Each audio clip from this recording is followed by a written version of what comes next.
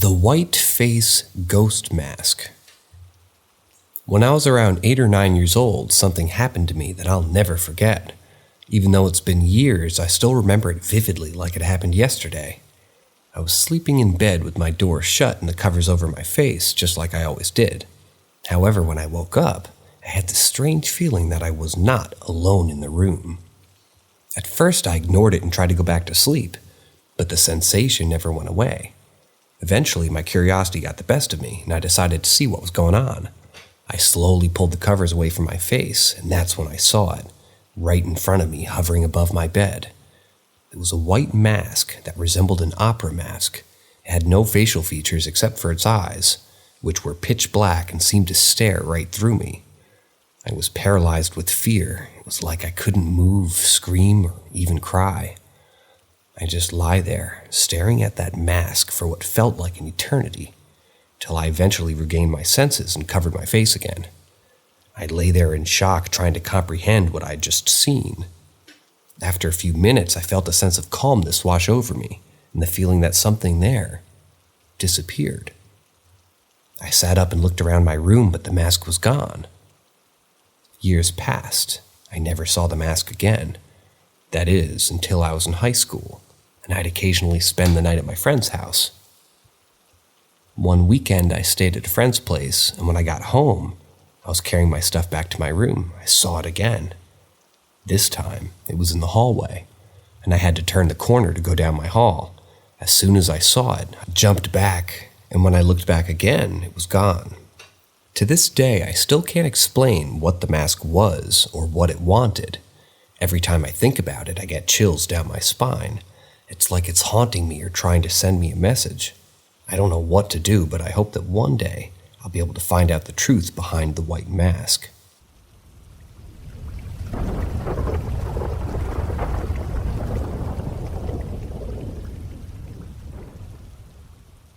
There's something following me. When I reflect upon my early years, a series of inexplicable occurrences and eerie encounters come to mind, as if they were fragments of a haunting melody that once permeated my life. It all began when I was just a helpless babe, cradled in the loving arms of my slumbering mother.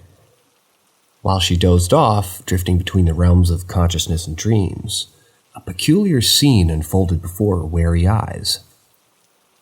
In the midst of her drowsy state, my mother caught sight of a man, gracefully stepping into the room. With a subtle gesture, he removed his cap and delicately placed it on the nightstand. Assuming it was my father returning home early from work, she sleepily mumbled, "You're home early from work?" To her surprise, the man remained silent, devoid of any response. As she blinked away at the remnants of her slumber, an unsettling realization dawned upon her. No one stood before her, and the cap that once rested on the nightstand had vanished without a trace. As the years trickled by, I reached the tender age of 5 or 6, where the boundaries of reality often blend with the realm of the imagination. On one such morning, as sun's rays timidly illuminated the world outside, I found myself drawn downstairs before the break of dawn, driven by an insatiable thirst that demanded a refreshing drink. The kitchen, adorned with ghastly shades of orange, was a sight to behold. It was there, amidst those fruitful hues, that I encountered a mysterious figure, perched upon the windowsill, his knees tucked closely to his chest. Peering through the sheer orange curtains, I caught a glimpse of his enigmatic presence. Although the details eluded my youthful gaze, fright overwhelmed me, propelling my tiny legs to move me up the stairs with remarkable speed, until I found refuge atop an unsuspecting sister whose dreams were abruptly disrupted. Even to this day, both my mother and sister recount this tale with disbelief, astounded by the fact that I still recall it with vivid clarity. But it wasn't just my experience that forged an unspoken bond with the supernatural. My sister, too, shared a story that chilled our spines. She would often recount the nights when a phantom symphony echoed through the corridors of her home. Like clockwork, when the world lay sound asleep, she would hear the unmistakable sound of a dining room chair scraping against the floor. Each night without fail, this eerie melody wafted through the air, while we peacefully slumbered, upstairs, and oblivious to the unseen force orchestrating its sinister serenade. It was around the age of 8 that we bade farewell to a previous house, embarking on a journey to a new residence that held both promises and secrets. It didn't take long for those secrets to reveal themselves to me. The bathroom, equipped with an antique tap that required a firm twist to dispense water, became a harbinger of inexplicable events. One fateful day, I was struck with the sudden awareness of gushing water emanating from the bathroom, adjacent to my own bedroom. Driven by curiosity, I ventured forth to investigate, only to discover the tap twisted to its maximum extent, as if manipulated by unseen hands. With all my strength, it took a good 20 seconds to fully quell the relentless flow. No culprit lurked within the confines of that bathroom, leaving me perplexed and uneasy. Furthermore, during my time in that peculiar house, a recurring nightmare would haunt my slumber every once in a lunar cycle. It was only in recent conversations that I learned that my mother and sister had witnessed a shadowy specter traversing the upstairs hallway, gradually inching closer to my vulnerable sanctuary.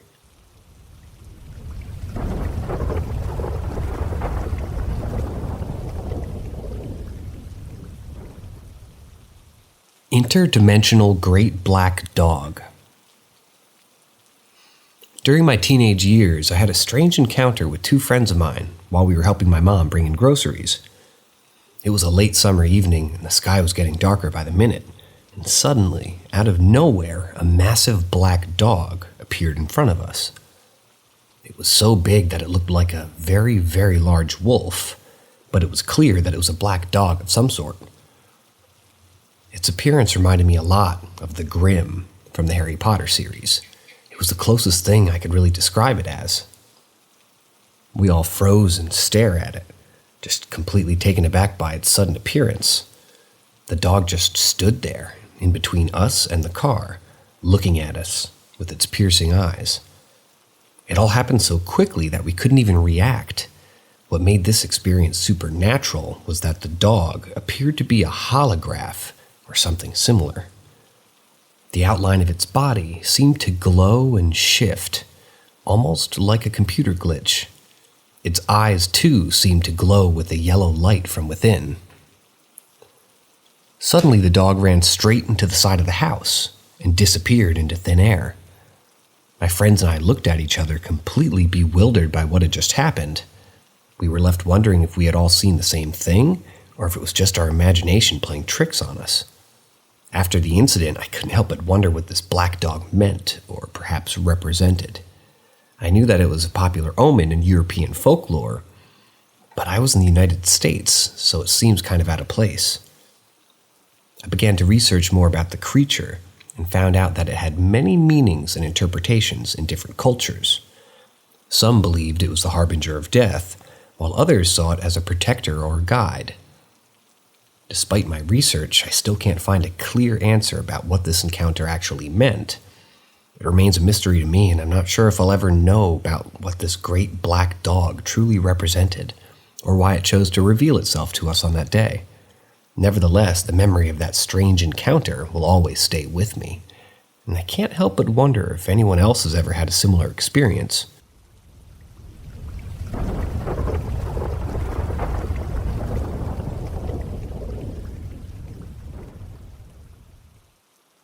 Hey everyone, I read this story a while back and I found it again. Pretty wild story.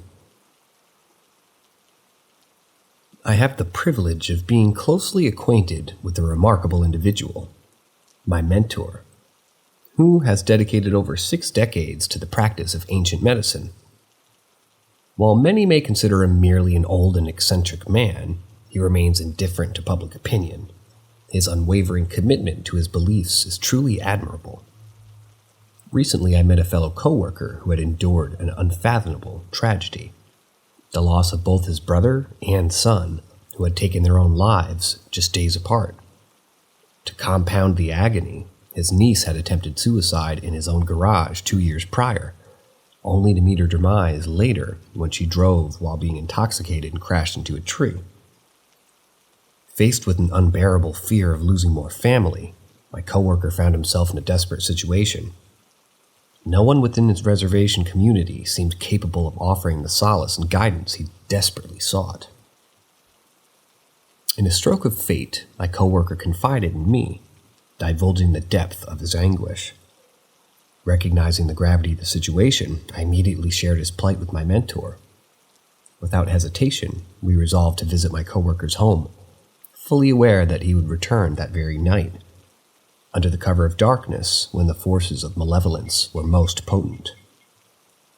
In preparation for this encounter, my mentor embarked on a sacred ritual that involved fasting, fervent prayers to the creator of all benevolent forces in the universe.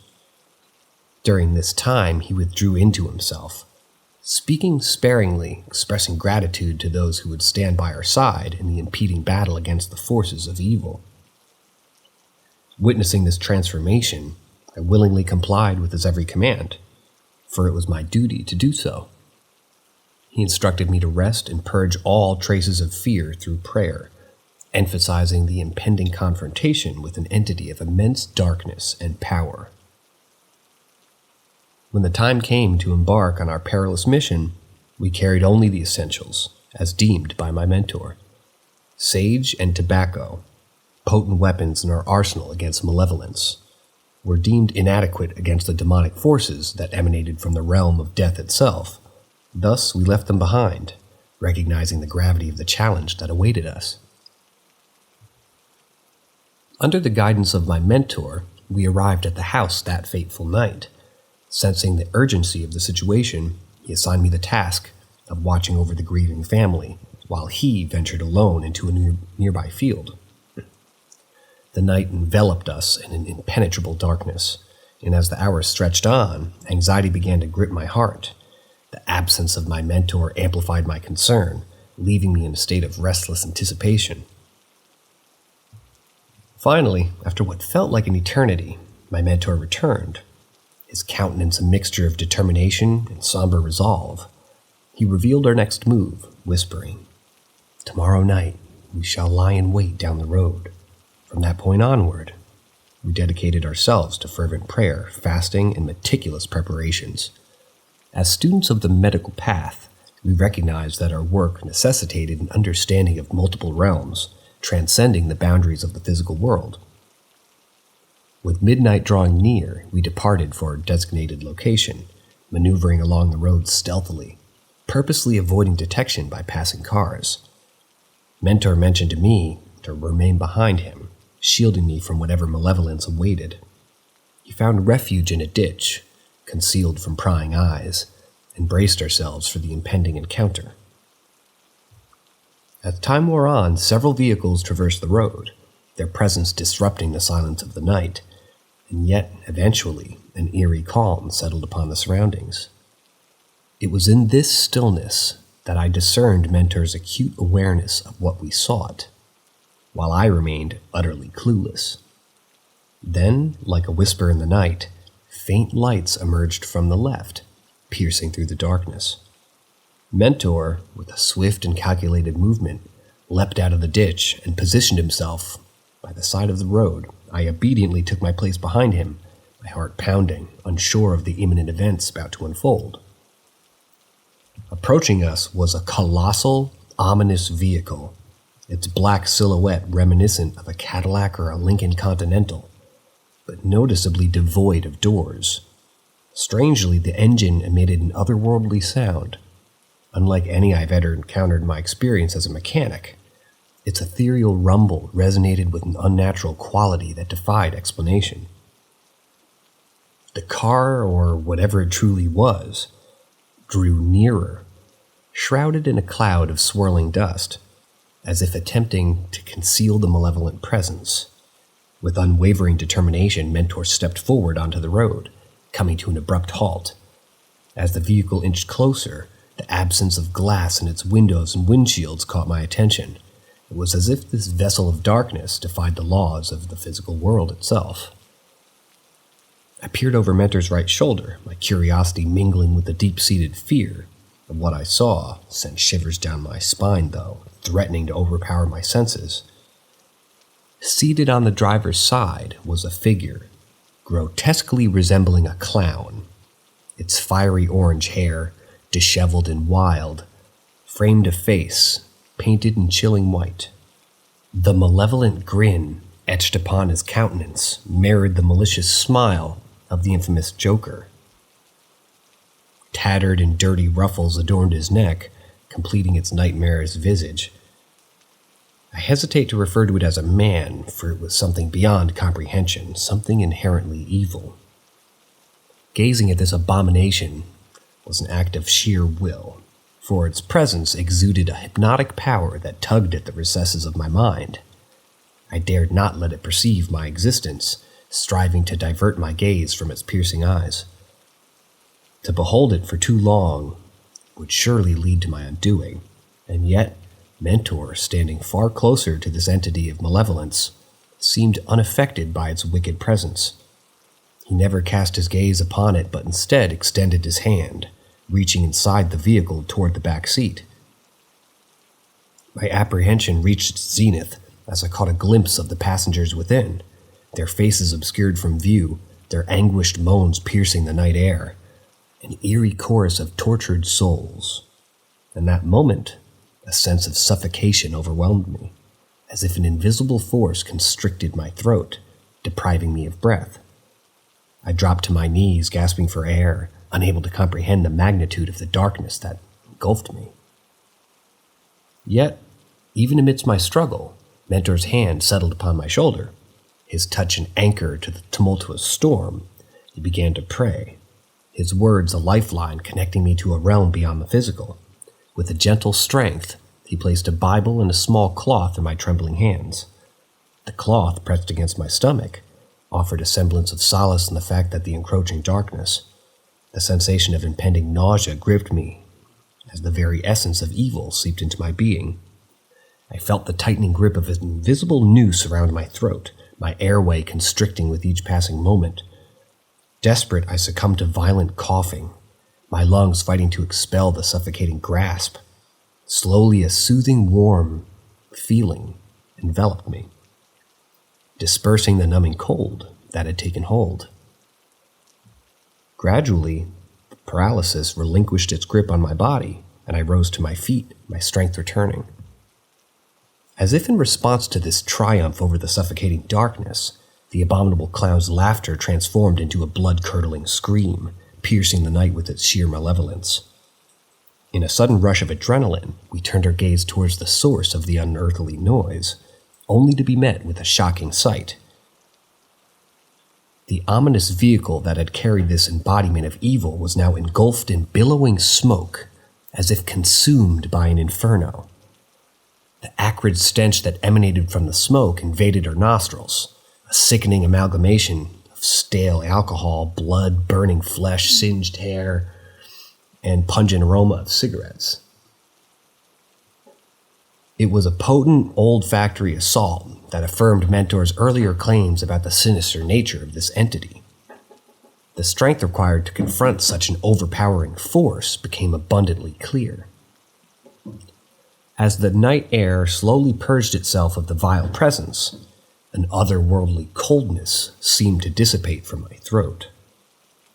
The warmth that had surged through my body brought with it a renewed sense of vitality, a testament to the resilience of the human spirit. The once fiendish scream faded into oblivion, and in its wake we found ourselves standing by the roadside, bathed in the soft hues of the rising sun. In this moment of ethereal calm, Mentor began to sing an ancient song, its melody resonating with a deep wisdom accumulated over generations. We commenced our journey back towards the grief-stricken man's house, where Mentor would reveal the truth of what had befallen his beloved family. Seated on the couch, I listened intently as Mentor recounted the heartbreaking tale, weaving together the threads of tragedy that had haunted this family for years.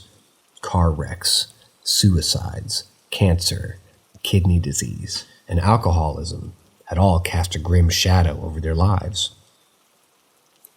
With compassion and unwavering resolve, Mentor advised the man to consider a change, urging him to move away from the malevolent influence that had plagued his family for so long. He imparted wisdom and encouragement, emphasizing the transformative power of choosing a path of righteousness and virtuous living. And then, our duty fulfilled, we departed, leaving the burdened soul to contemplate the words of guidance and embark on a journey towards healing and renewal. Upon my return, exhaustion overcame me, and I succumbed to the profound slumber that lasted for what felt like 2 days. When I finally woke up, ravenous hunger gnawed at my insides, a stark reminder that I'd endured 3 days of fasting. Mentor, acknowledging my efforts with a nod of approval, bid me farewell and set off on his own path. Our shared purpose remained steadfast, to extend assistance to those in need, guided not by monetary compensation, but the collective commitment of fostering goodness and righteousness in the world. In the years that followed, the weight of tragedy lifted from the shoulders of man that we had helped. No longer would his family be subject to the relentless grip of unfortunate circumstances. The tale of our encounter, recounted with Mentor's blessing, spread among those who would listen, serving as a testament to the dangers lurking in the realm of the deceased, dangers that the living often realize too late. It's a story that must be shared, for it carries within it a reminder of the fragility of life and the importance of heeding the warnings whispered by those who have journeyed beyond. And so, I bear witness to the profound impact of my mentor's wisdom, and together we continue our sacred work, offering solace, guidance, and a glimmer of hope to those who seek refuge from the malevolence that lurks within and beyond our realm.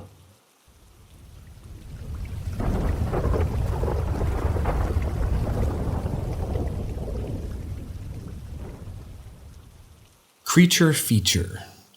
Well, let me tell you a story about a creepy house at the end of my road.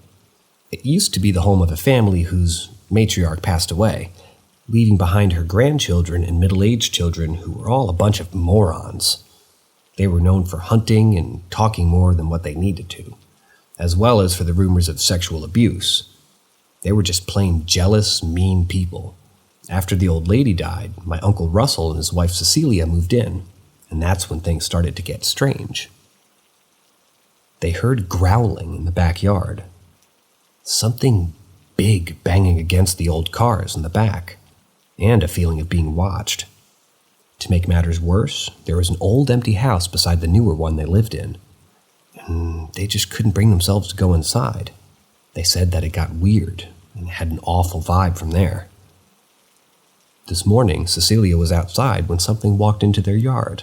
It was about 4 or 5 feet tall, walking on 2 legs, and had long black scruffy hair, and it smelled like a skunk. It growled at her and she ran inside. They have 3 dogs, and 2 of them came running inside with their tail tucked between their legs. But the tiniest one went after it, and it grabbed that dog and tore it all to hell and took it to the bush. My uncle went after it with a rifle, but he couldn't find any blood or a trail or anything. He came back and went to my grandparents' place and told my grandfather what happened. When they got there, the little dog was back, but it was hurt bad. It had what looked like razor blade cuts all over it. My uncle said the wounds were like it was after the dog's wiener. It had never seen another animal's wounds like that before. And we're all avid outdoorsmen. My family's speculating that we think it's an Indian medicine. It's like a kind of voodoo that bad people practice. They use it to gamble or to hurt people, but there's also good that it does too if the people that practice it are good. For example, we went to a sweat lodge because we had thought that someone put bad medicine on my dad, but that's another story. While we were in this sweat, it was pitch black, and they poured water back on these hot rocks that made it steam inside. They say you're supposed to go to the spirit world while you're in there. While we were in there, an old man's voice spoke up and wanted to talk to me, which was odd. We sat there, and this voice told me in Cree, my language that I don't speak. And someone translated that my late girlfriend was outside, and she wanted to tell me that she loved me and believed in me.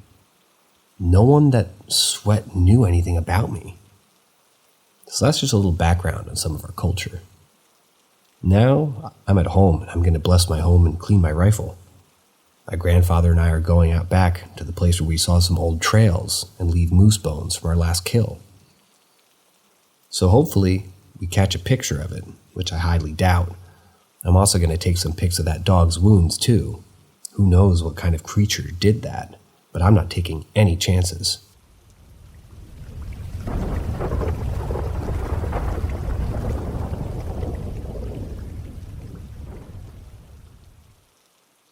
I accidentally predicted my uncle's death and other things. Growing up, my family was not very religious, but we all believed in God. I went to church frequently, but over the years, I've become more agnostic. Despite this, many members of my family have claimed to see spirits. My mom, my cousin, and my grandma have all had experiences with them. One of my aunts is supposedly able to see them very well, but it terrifies her too much, so she doesn't talk about it. As for me, I've always been more of a skeptic, but I've had my fair share of experiences that I can't quite explain. One thing that has never sat right with me was the death of my uncle in 2018. I went to see the Avengers Infinity War with my mom and my best friend's mom, who was a family friend. After the movie, we went out to dinner and discussed my aunt and uncle who were living in D.C. We talked about how my uncle had looked very good the last time we'd seen him in March and how he had gotten surgery that day. I remember saying, I don't have a good feeling about it. He really doesn't seem well. I don't have a good feeling about what's happening with him. I'm not sure he's going to make it. And little did we know, my uncle had a very aggressive lung cancer. And the very next day, my mom and I were doing yard work when my aunt called. She said in a detached voice, I need to talk to your mother. I watched my mom's reaction and had a sinking feeling in my gut. My uncle had died in the night. My aunt had found his body the next morning. It wasn't a gentle passing either. My mom and my other aunt flew up from D.C. the next day to make sure my aunt wouldn't do anything drastic, since she lived in a penthouse apartment at the top of a very tall building. My mom told me later that she had to clean up the bathroom where he died, and it was very traumatic. My family has also claimed to have seen a spirit at our summer cottage in Tennessee. Both my mom and cousin say that they've seen a woman in an old-style dress. My cousin said it was a Victorian dress, but I'm not sure how well she knows each era's clothing style. She said the spirit didn't seem malicious, and it was warning them of something. I've never seen this spirit, and it hasn't appeared in a few years. But one time I was alone in the cottage when I heard footsteps. An hour later, I heard the sound of breathing next to me. I couldn't have been the AC because it turns on very loudly, and this was just breathing. So after that incident, my mom and cousin didn't see the spirit anymore. I have also had some strange experiences myself. One night, something huge crashed into the wall of my bedroom, waking me up. I knew I hadn't imagined it because my dog woke up and started barking like crazy. I grabbed him and held him until he settled down. The next morning, there was no evidence of a tree branch or an animal footprint in the dirt. My house looked completely normal, and I know it was probably an animal, but the crash was huge, and it made my bed shake. Suffice to say, I don't sleep with my windows open anymore. I also dreamt about my dad one night. He was exactly the same as he had been when he was alive, and told me that he had been taking care for Cliffy, our old dog who passed away before my dad died. My family told him that he was visiting me, but when I opened the door, it wasn't him. Instead, it was a stranger who looked vaguely familiar. He had a friendlier smile and greeted me pretty warmly as if he knew me. I was taken aback and I didn't really know what to do. Hi there, sorry to surprise you. I'm Jack, a friend of your cousin, he said, extending his hand for a handshake. I shook his hand, feeling a little uneasy. Oh, okay, nice to meet you. But where is my cousin? I asked, looking around. Oh, he had to leave unexpectedly. He asked me to drop by and say hello since I was in the area, Jack explained. I still felt a little uneasy but tried to be polite. Well, that's nice of him. Please come in. We sat down in the living room and made small talk. Jack seemed like a nice guy, but I couldn't shake off the feeling that something wasn't right, and as we talked, I noticed that he kept glancing at his phone and seemed distracted. Finally, he said he had to leave and quickly got up and go. "It was great meeting you. Your cousin talks about you all the time," he said with a smile. As soon as he left, I felt a sense of relief. I wasn't sure what it was, but something about Jack didn't sit right with me. I decided to call my cousin and ask him about Jack, but he did not answer his phone. The more I thought about it, the more worried I became. Who was Jack? Why was he really there?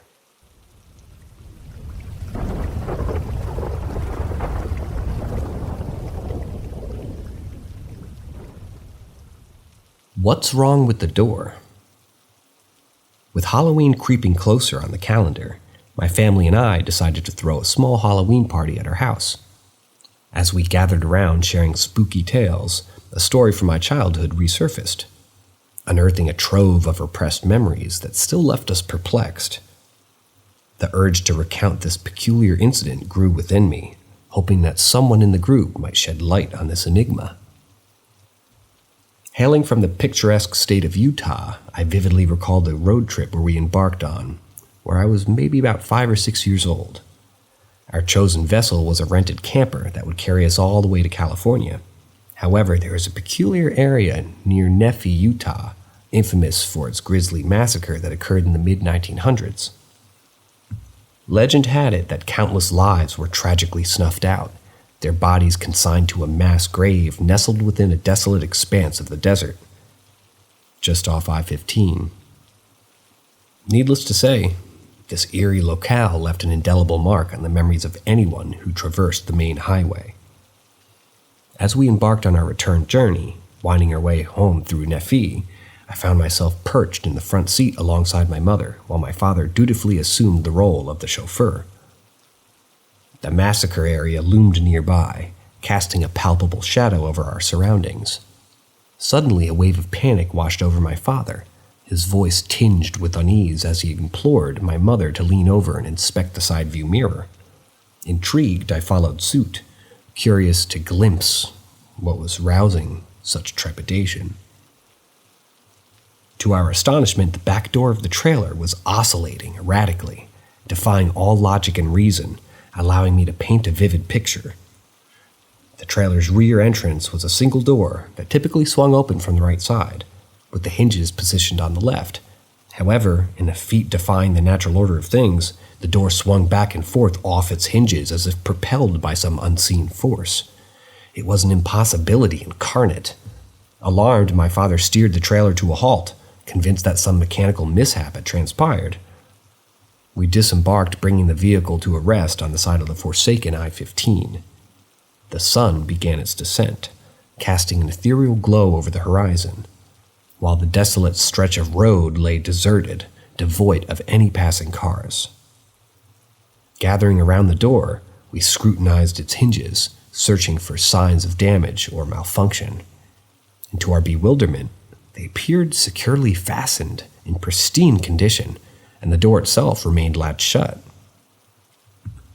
We were utterly confounded. Our eyes had witnessed the impossible, yet our examination revealed no trace of the bizarre phenomenon that we had just encountered. We lingered outside for what felt like an eternity, meticulously reevaluating every minute detail. And suddenly, breaking the eerie silence, a vibrant green Oldsmobile materialized on the scene, pulling up approximately 100 yards behind us. Initially, we entertained the notion that these strangers had stopped to offer their assistance, sensing our potential predicament. However, as 3 imposing Polynesian men emerged from the vehicle, their imposing frames casting an imposing presence, an indescribable surge of terror gripped me. I was petrified, acutely aware that something was undeniably amiss. Glancing towards my parents, I detected the same sentiment etched across their faces: fear. There was an unnerving aura surrounding this entire encounter, and my parents sensed as acutely as I was sensing it. Sensing the urgency of the situation, my mother whispered to me to seek refuge within the safety of the trailer. Without a second thought, I sprinted inside, my heart pounding in my chest, knowing that my mother's instructions were not to be taken lightly. Peering anxiously through the window, I observed my father hastily securing everything back into place, his movements fueled by a potent mixture of adrenaline and a desperate need to escape. Meanwhile, the trio of enigmatic figures we had encountered seemed to have taken notice of my parents' frantic efforts. their expressions morphing into something altogether more menacing. In unison, they commenced what I can only describe as a rapid, purposeful march toward our trailer, their intentions shrouded in uncertainty. My parents leaped into action, springing to the safety of the trailer, their urgency palpable as they started the engine and revved it up with a newfound determination. Before the ominous figures could reach our refuge, my father hit the accelerator, propelling us forward with a surge of speed that bordered on recklessness. The distance between us and the menacing trio grew rapidly as we hurtled away from the scene, leaving behind the haunting of uncertainty of what might have befallen us had we not acted swiftly. The chilling encounter left an indelible mark on my psyche, and throughout the years, I often found myself pondering the sinister possibilities that could have unfolded had we remained trapped in that eerie place. Were those three imposing figures harboring malevolent intentions? What dark secrets did the massacre grounds conceal, permeating the air with an otherworldly energy? These questions continue to haunt me, shrouded in an impenetrable veil of the unknown. As Halloween approached once more, I couldn't help but associate the supernatural undertones of that unforgettable night with the spirit of the season itself. The inexplicable events that unfolded amidst the desolate stretch of I-15 seemed to mirror the tales of the restless spirits and unexplained phenomenon that often dominated the narratives of this time of year. In search of answers, I delved into local folklore and historical accounts, hoping to unravel what plagued my family.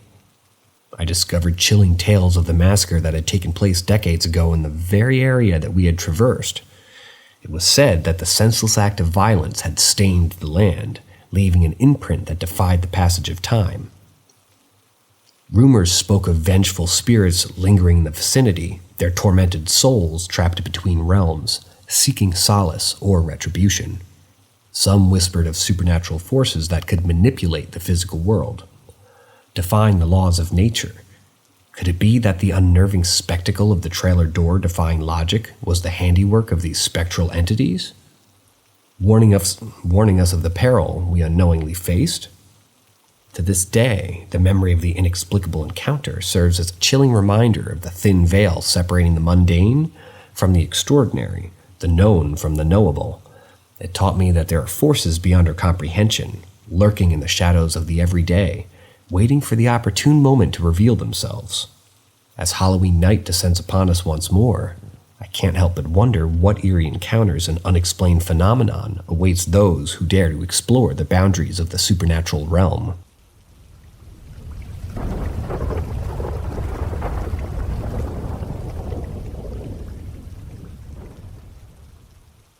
I think it was a woman I was destined to meet, but she died before I ever could.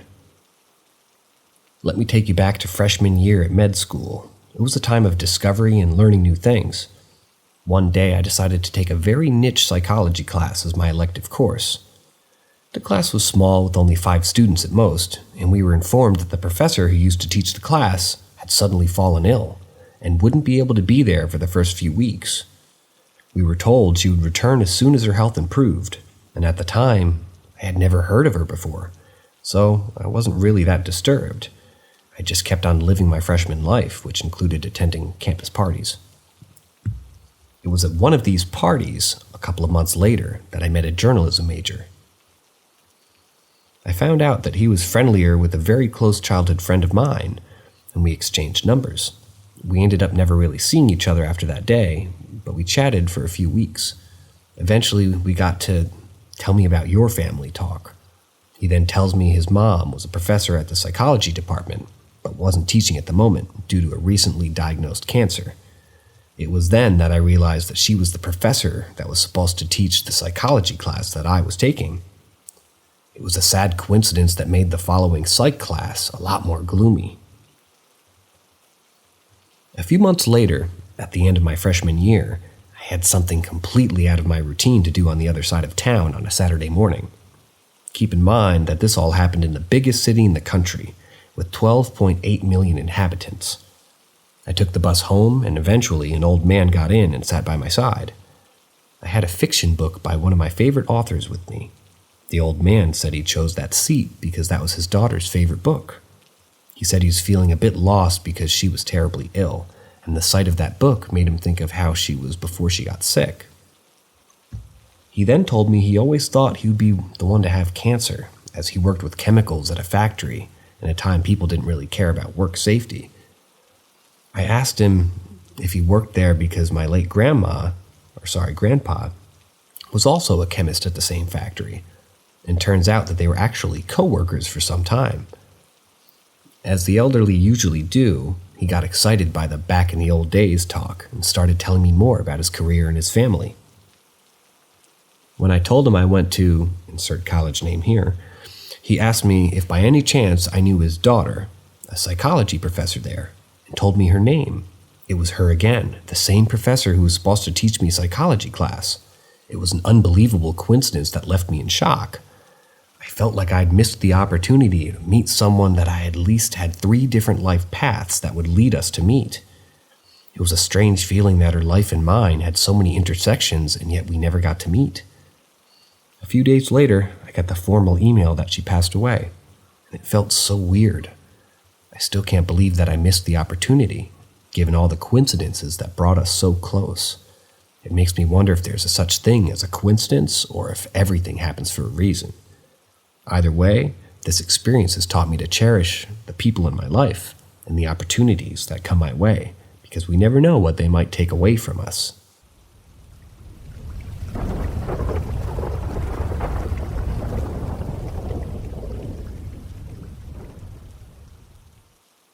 Ghost experiences. Let me take you on a journey through the realm of the inexplicable occurrences and eerie encounters that have shaped my life. The stories I'm about to share, I experienced firsthand, and they've etched themselves into the tapestry of my existence, leaving an indelible mark on my perception of the supernatural. It all began in our old house in Australia. Although the house wasn't exceptionally ancient, it carried an air of history and mystery. Most of the peculiar activity seemed to center around a single room, a room that held secrets unbeknownst to me at the time. My younger sister, in her innocence, once wandered into my parents' room late at night, seeking answers to a perplexing question. She claimed to have been conversing with an old lady who appeared before her. My mother, startled by this revelation, revealed that she and my father had also witnessed the apparition of an old lady, observing her glide through the doorframe. Fast forward a decade, and a twist of fate led me to trade rooms with my sister, unknowingly stepping into the very chamber that had been haunted by the enigmatic ghostly figure. Oblivious to the previous sightings, I embarked on a nightly ritual of terror. Like clockwork, my radio would blare to life, emanating an eerie frequency and ear-splitting volume between the hours of 1 and 3 a.m. The abrupt awakening, coupled with the restless persistence of the radio, even when unplugged, left me shaken and bewildered. Sensing my distress, my parents eventually confiscated the radio. It seemed that the inexplicable occurrences were peculiarly confined to this particular room, an eerie revelation that would only be unveiled to me later in life.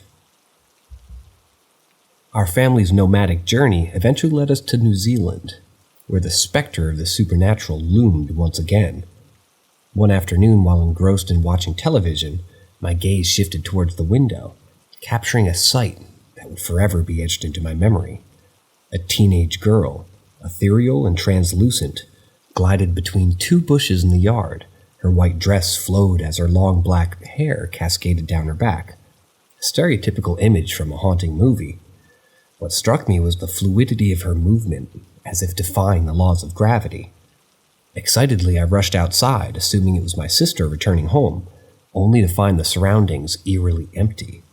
Confused and intrigued, I later discovered that my father had witnessed the same apparition in close proximity to where I had seen her, shortly after we moved into that location.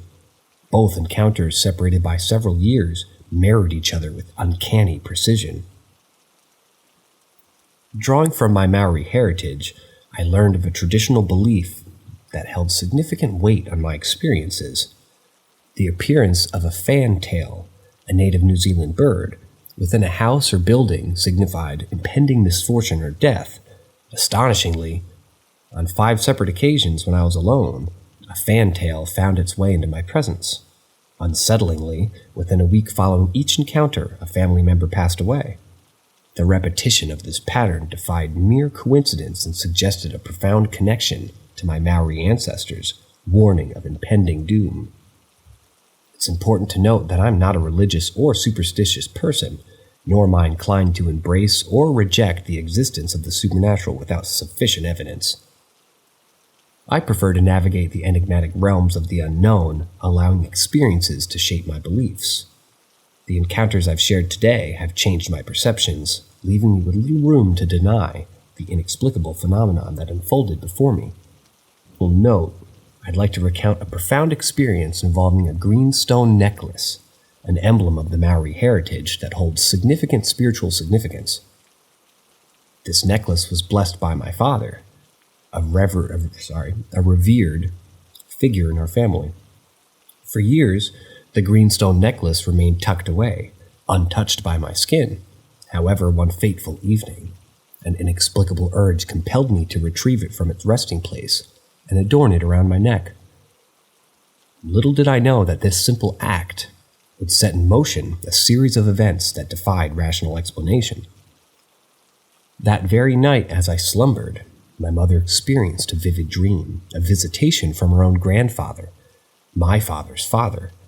In her dream, he reassured her, whispering words of comfort and solace. He assured her that everything would be all right, a beacon of hope amidst the trials of life. The profound impact of this dream lingered in the air, leaving my mother with a sense of inexplicable tranquility. Within the span of a year, tragedy struck our family. My beloved father, my mother's father, succumbed to the ravages of cancer, leaving an irreplaceable void in our lives.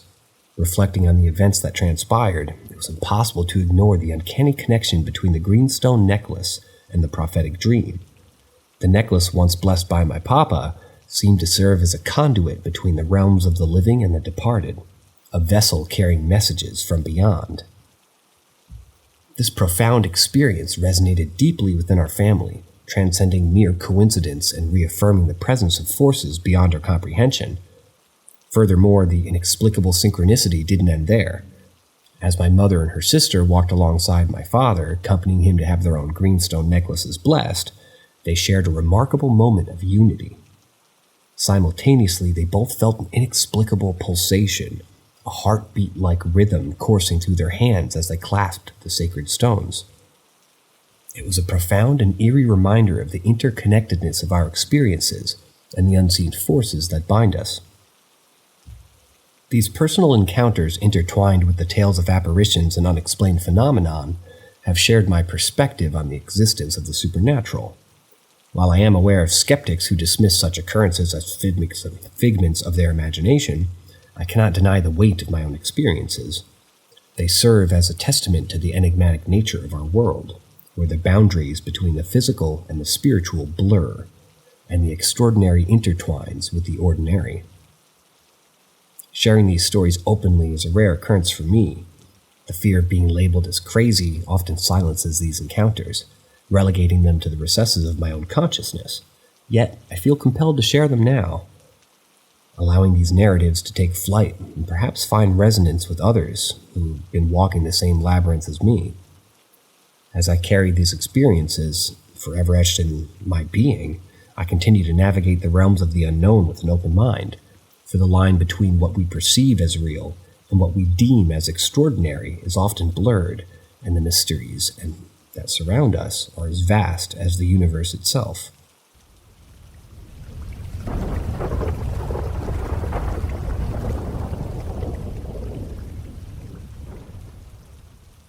I had an encounter that would turn anyone into a believer. One night I was getting ready for a thirsty Thursday with my suite mate Brian. We were close friends and we shared a suite with a Vietnamese couple we barely knew, Hazel and Richie. And as we were getting ready in front of the double vanity mirror, Brian decided to head into the bathroom. And at that point, I heard the door slam and Brian yell out, "Oh my God, I'm so sorry." And as he ran back to the vanity with his hands over his mouth, he whispered, "I almost just walked in on Hazel, dude. She was like, no," and slammed the door back on me. Brian was obviously embarrassed at the awkwardness, especially because Hazel and Richie were quiet and polite and private people. I jokingly teased him, saying, "Damn, dude, don't you fucking knock?" Since I was done getting ready before Brian, I told him I would head downstairs to the lobby and wait up for our other friends who were supposed to be coming down to meet us too. After a few minutes of people watching, students barraged into the dorm, and suddenly my jaw dropped. I saw Hazel and Richie walking to the building holding a shit ton of ShopRite bags. I instantly got the shit out your heart feeling that you get from a steep roller coaster drop. As they got into the elevator and it closed up, the one next to it dinged open, and I could see Brian standing there. I could tell his face that he immediately noticed something was wrong, and as fast as I could possibly get the words out of my mouth, I said, "Dude, Hazel and Richie just fucking walked by." Now he was seriously confused and said, "What are you talking about? Hazel just freaked out on me, remember?" I tried to keep my shit together and I told him that couldn't have been Hazel because I just saw her and Richie walk in. His eyes widened, and he turned around to viciously start pressing the elevator button. We rushed upstairs and crashed into the room like a SWAT team. Hazel and Richie were in the kitchen unpacking their groceries, and the bathroom door was wide open, lights off, and no hissing of a toilet that had recently been flushed. We inspected the bathroom, but there was nothing there, no sign of anyone having just been in it. Brian and I were fucking shook at this point. He ran into the kitchen, freaking out Hazel, asking if he just walked in on her in the bathroom like 10 minutes ago. She gave him a confused look and mentioned their groceries, pointing out that they had just been here right before we did. After some research, we figured out that we may have been dealing with a Jinn entity, which have been said to sometimes inhabit bathrooms.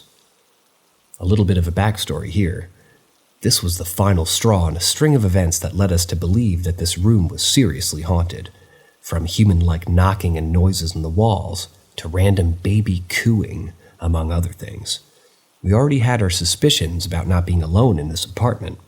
Also, one of my friends who was an RA warned me about this apartment, 401, as he lived there 2 years before I did and experienced some seriously spooky shit too. He knew I was living there because of a video I posted on Facebook at the time that hosted noises coming from my room that were creeping me out. Overall, the experience was terrifying and something that I'll never forget. It's made me question the existence of paranormal entities and how they impact our lives in ways that we can't comprehend. It's also made me wonder about the things that we can't see or hear and how they can affect our mental and emotional well-being. Research has shown that listening to certain types of music can actually have a positive impact on our mood and can even reduce stress levels. For example, classical music has been found to be particularly effective in reducing anxiety and stress. It has even been shown to have a positive effect on blood pressure and heart rate. Other studies have shown that listening to nature sounds, such as the sound of waves crashing, birds singing, or the sound of a gentle breeze, can have a calming effect on our minds and reduce stress.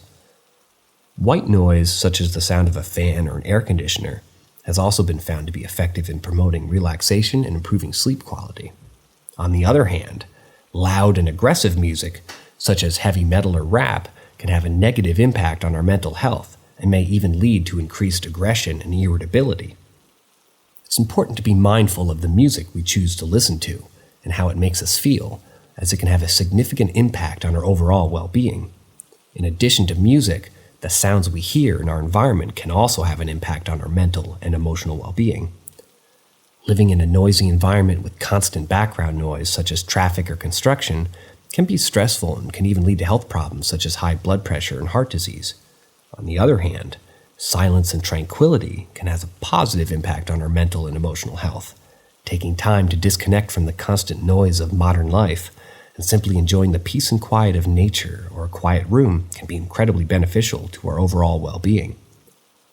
In conclusion, the sounds we hear can have a profound impact on our mental and emotional health. It's important to be mindful of the sounds we choose to listen to and the environment we live in, as they can have a significant impact on our overall health and well-being. Taking time to enjoy the calming sounds of nature and listening to soothing music and avoiding excessive noise can all help to promote a healthy and happy life.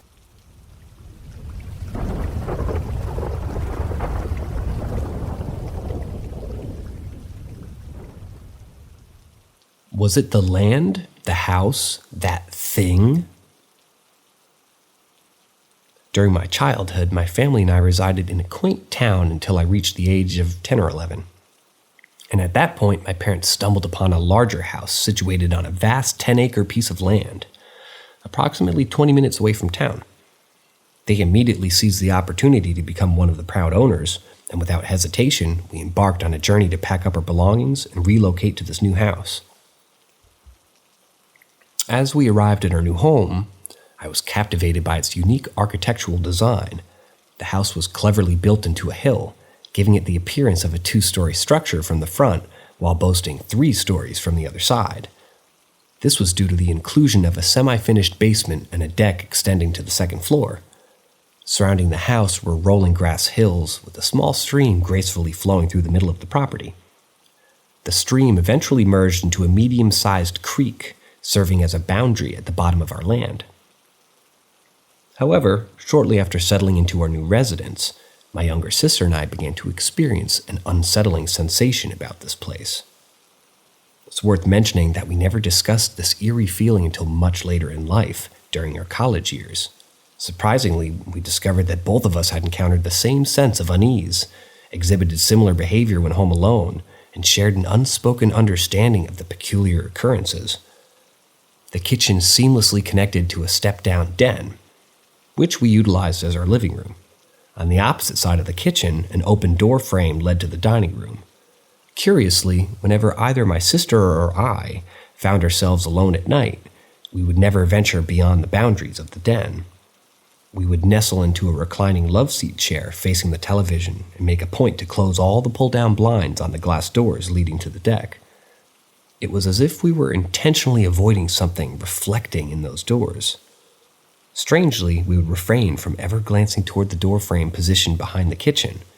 Every time I was home alone after sunset, an overwhelming sense of impending doom would wash over me.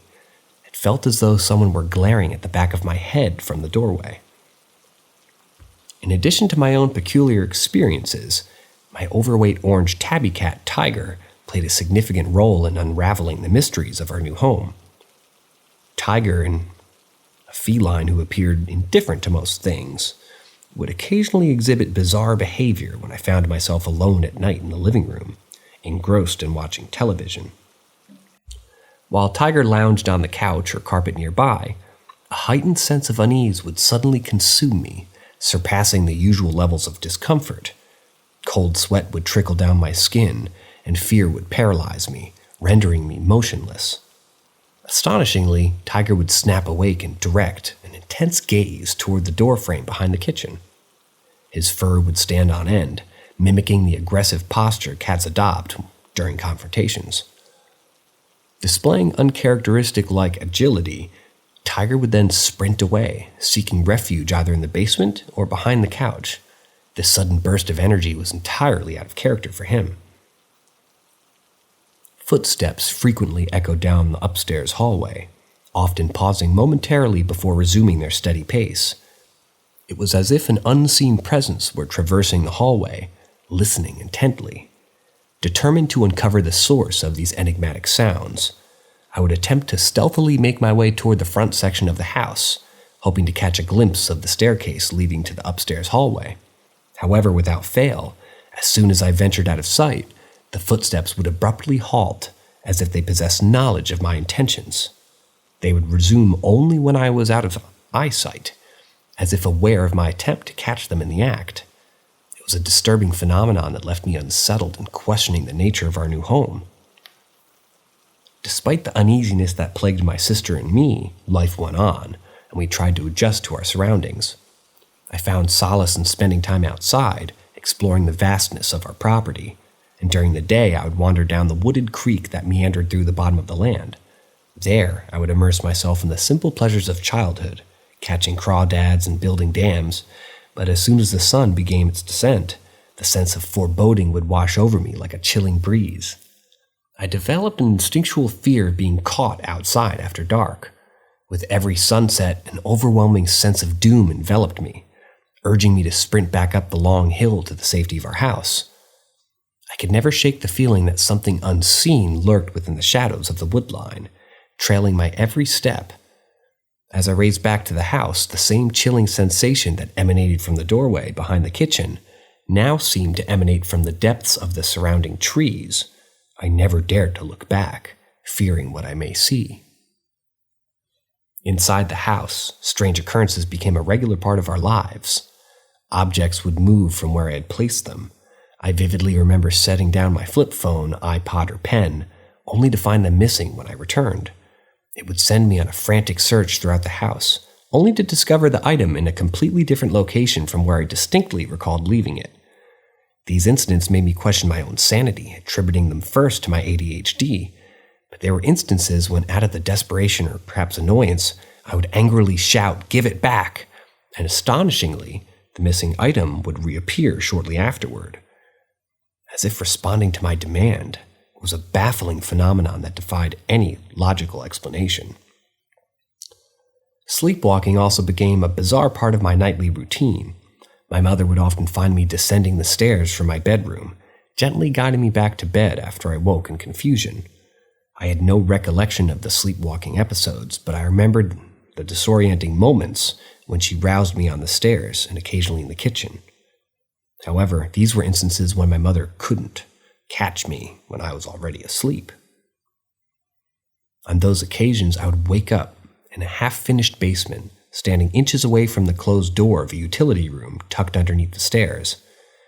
The instant I regained consciousness, an overwhelming fight-or-flight response would take hold, and I would sprint upstairs, tears streaming down my face, seeking refuge in my parents' room. They would soothe me, allowing me to spend the remainder of the night in their comforting presence. My own bedroom held its own share of inexplicable occurrences. Shaped like a capital L, it was arranged in a way that the closet stood at the top of the L, while my bed was positioned near the door, blocking the direct line of sight to the closet. I had an intense aversion to leaving the closet doors open, especially before going to bed, as the mere thought of it filled me with terror. Night after night, I would curl up in a ball in my bed, my face hidden beneath the covers. It was so crucial to keep everything within the safety of the sheets, away from the unknown lurking in the darkness. And as I lay there, hoping to sleep, I would hear the distinct sound of the closet doors sliding open. The noise would echo through the silence, each sliding panel a chilling reminder of the presence. The creaking hinges seemed to taunt me, teasingly scraping against my fragile nerves. I would squeeze my eyes shut, desperately trying to convince myself that it was just my imagination running wild. But the presence was persistent. I could feel it, a malevolent energy permeating the room, as if unseen eyes bore into my very soul. The air grew heavy with an ominous weight, making it difficult to breathe. Every instinct urged me to flee and escape the clutches of whatever entity lay concealed within that closet. There were nights where I mustered the courage to peek out from beneath the safety of my covers, my heart pounding. Through the narrow opening, I would catch glimpses of a dimly lit room within the closet, one that seemed to exist in a distorted reality. Shadows danced across the walls, twisting and contorting in unnatural ways. A cold draft whispered through the room, carrying with it a haunting murmur that sent shivers down my spine. As time went on, my fear grew into an obsession. I became consumed by the need to understand the source of the malevolence that plagued our home. I confided in my sister, and we together embarked on a quest to uncover the secrets hidden within our new house. Armed with flashlights, we ventured into the depths of our basement, exploring its labyrinth corridors. The atmosphere down there was suffocating, an oppressive darkness that seemed to swallow any trace of light we brought with us. The faint sound of dripping water echoed through the narrow passageways, heightening our senses and intensifying our trepidation. We discovered a room tucked away in a forgotten corner of the basement, its entrance hidden behind a tattered curtain. As we cautiously pushed it aside, a gust of stale air brushed against our faces. The room was barren, save for a single dusty chair placed in the center. It felt like a forgotten chamber, frozen in time, waiting for someone or something to break its solitude. In that room, we unearthed a worn journal, its pages filled with cryptic writings and faded ink. It spoke of an ancient presence that had long resided within the house, an entity tethered to the land and fueled by the fear it instilled. The author, a previous occupant of our home, detailed the escalating paranormal phenomenon that had plagued their lives until they were eventually driven to abandon the house. Reading those accounts, our blood ran cold. The pieces started to come together, revealing a history of darkness and torment. Our home had become a vessel, a conduit for supernatural forces beyond our comprehension, and we, unwittingly, had become their unwitting victims. Armed with this newfound knowledge, we faced a choice: to continue living in fear or to confront the malevolence head on. With determination in our hearts, we sought out a local paranormal expert, someone who could help us cleanse our home of this haunting presence. As we embarked on a journey to reclaim our sanctuary, we knew the path ahead would be arduous, but we were ready to face the unknown, to banish the lingering shadows that threatened to consume us. We would confront the entity that lurked within the sliding panels of the closet, unmask its true nature, and restore peace to our once troubled home.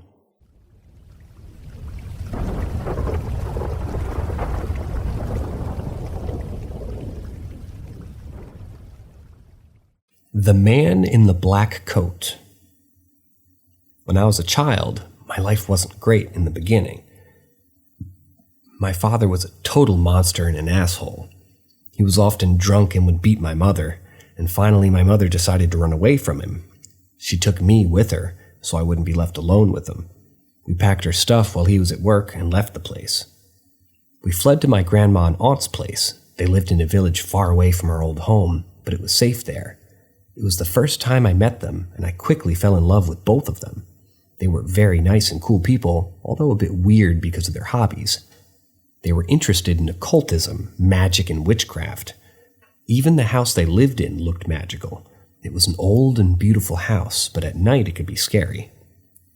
So I began to feel very comfortable in the house.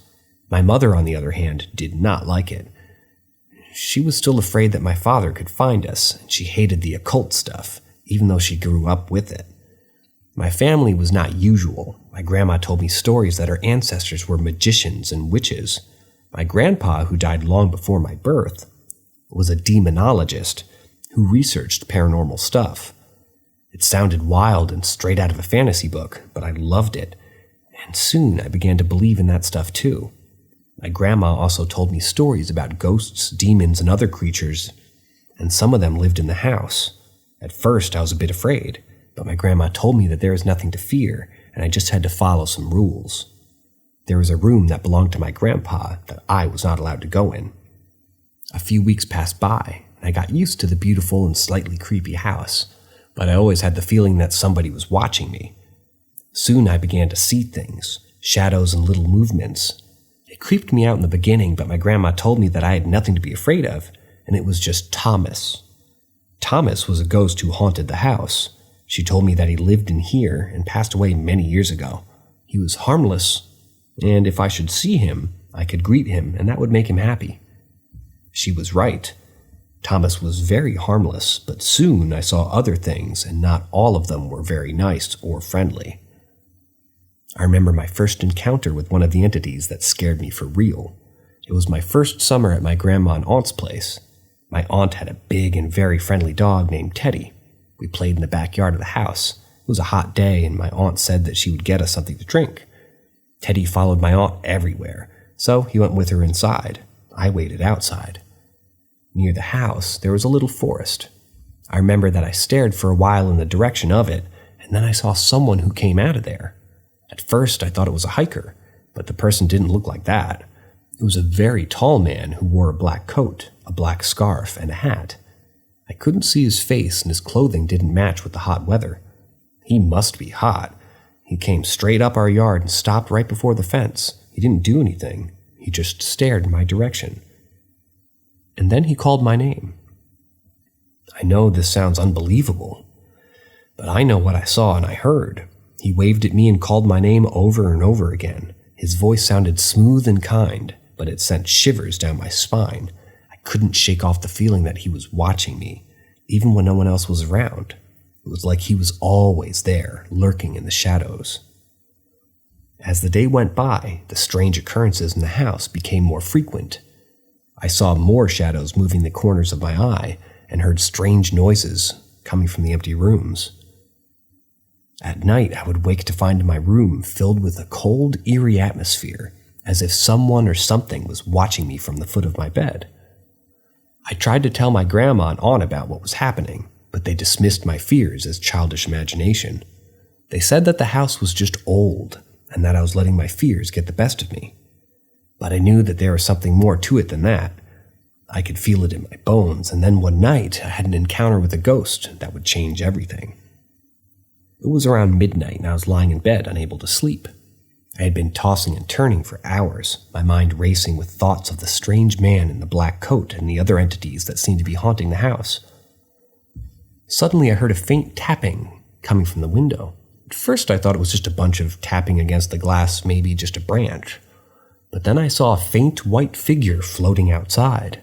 I sat up in bed, my heart pounding, and the figure looked like a woman, with long flowing hair and a white gown that billowed around her in the wind.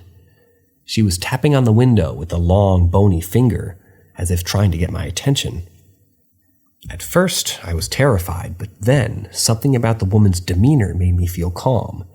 She didn't look angry or threatening, but rather sad and lonely. It was like she was trying to tell me something. I slowly got out of bed and walked toward the window. As I got closer, I could see the woman's face more clearly. She was beautiful, with high cheekbones and piercing blue eyes, but her expression was one of sorrow, as if she had been through a great tragedy. I opened the window and the woman floated inside, her white gown trailing behind her. She didn't say anything, but just looked at me with those sad blue eyes.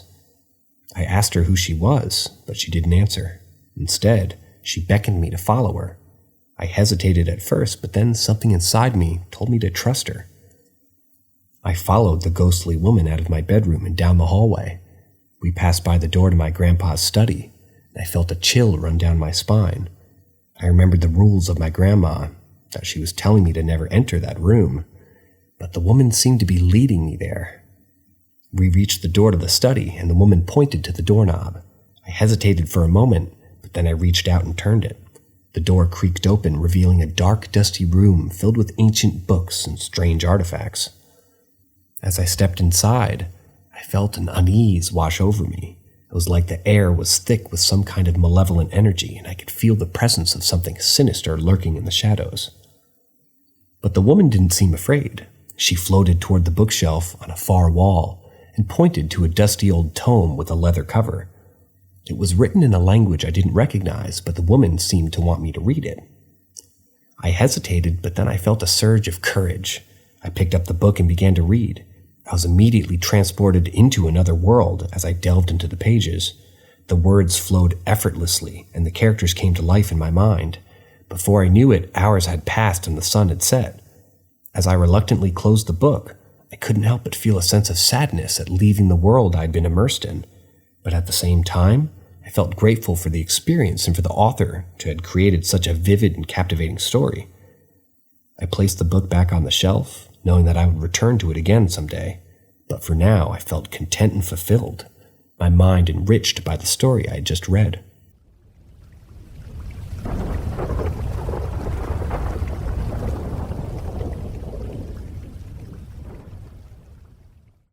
I saw him again. I've experienced a few paranormal things in my short life. Some were creepy and harmless, while others were absolutely terrifying. However, there's one experience that's haunted me since I was a child, and it involves the first time I saw something that I can only describe as pure evil. Years later, I would encounter that malevolent being again, but before I delve into that, I feel compelled to address a common sentiment. In every post I share, I always feel the need to emphasize that it's perfectly okay if you don't believe me. Skepticism is healthy, especially when it comes to ghostly encounters. However, I kindly request that you refrain from posting mean or rude comments. Now let's proceed. To be completely honest, even a part of me questions the validity of this story and wonders if I may have lost my mind. But the events that unfolded were undeniably real to me. So what exactly happened? It all began a few weeks ago when my girlfriend and I decided to pay a visit to my aunt and grandma. Given the challenging times brought on by the virus, we wanted to ensure that everything was all right with them. My grandma and aunt resided in a beautiful old house near a quaint village, a place where I had spent a significant portion of my childhood. It was within this family setting that I was first introduced to the occult practices, magic, and existence of ghosts. It seemed like a peculiar upbringing, but it was uniquely beautiful, overall, I would say. Initially, our visit appeared normal as we engaged in conversation about our lives.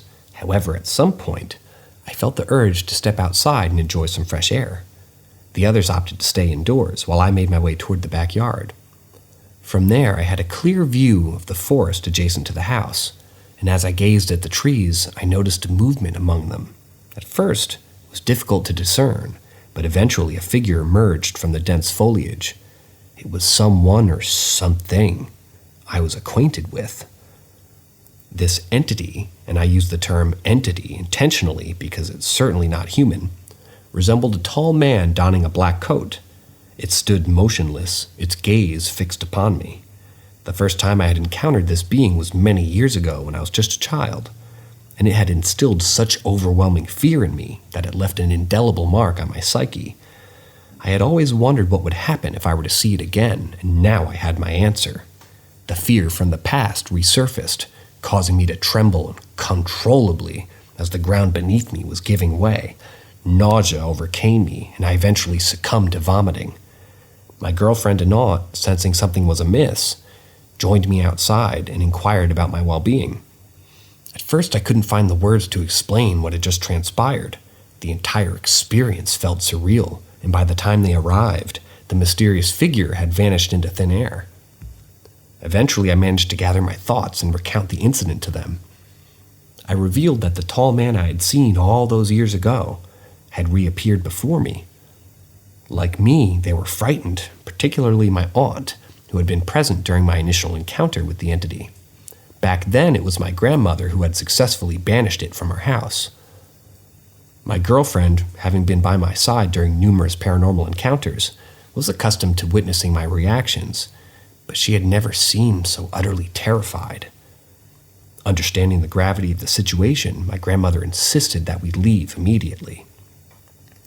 In the days that followed, I found myself in a deteriorating condition. Sleep eluded me as I was plagued by horrendous nightmares. These dreams were so vivid and distressing at times, my girlfriend would attempt to wake me from my torment. As I opened my eyes, it would take a moment for me to realize that I was safe in my own bed, no longer trapped within the clutches of those nightmarish visions. Paranoia consumed me, making it increasingly difficult to concentrate on even the simplest of tasks. Days blended together in a haze of fear and unease. Even now, as I attempt to put these experiences into words, the memories remain elusive and clouded by a sense of lingering dread. Despite the turmoil, I maintained contact with my aunt, who assured me that the malevolent presence had not reappeared in their vicinity. However, the aftermath of that encounter continued to affect me profoundly. The whole situation felt inexplicably strange, and I struggled to articulate the emotions coursing through my veins. There was a constant battle within me, torn between believing in the reality of what I had just witnessed and questioning my own sanity. It felt as though I teetered on the edge of losing my grip on reality. I apologize if the retelling of this experience appears fragmented or disjointed. The truth is, the more recollection of that encounter leaves me overwhelmed, unable to think. All I can say with certainty is that I've encountered various paranormal phenomena throughout my life, some of which were genuinely eerie. But the tall man in the black coat remains the most chilling entity I've ever encountered. I'm left pondering its intentions, its true nature, and why it chose to resurface on that particular day, only to vanish once more. Once again, I understand that disbelief may be a natural response to such accounts, and I respect that. Each person is entitled to their own beliefs and interpretations, but this is simply my story, shared with the hope of finding solace and perhaps even connecting with others who have undergone similar encounters. As time passes, I continue to grapple with the aftermath of that haunting experience. It serves as a stark reminder that there are realms beyond our understanding, realms where darkness and malevolence can manifest. While I strive to regain a semblance of normalcy, a part of me will forever be haunted by the memory of that sinister figure and the lingering question, what did it want from me? So if you find it challenging to believe my tale, I bear no ill will towards you, but please let us approach the subject with kindness and respect. After all, the mysteries of the supernatural are vast and often defy rational explanation.